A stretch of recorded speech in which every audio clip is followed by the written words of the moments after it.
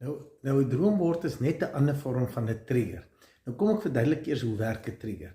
'n Trigger is iets soos 'n armbandjie of 'n ring of iets wat jy in jou vinger sit, maar met die doel dat elke keer as jy daaraan dink of as jy dit sien, dan assosieer jy dit met jou droom of die rede hoekom jy dit ontsit het. Partykeer wil jy iets onthou, dan vat jy jou horlosie en sit jy dit op 'n ander arm en sê, as ek by die huis kom moet ek onthou om daai resep vir iemand te stuur.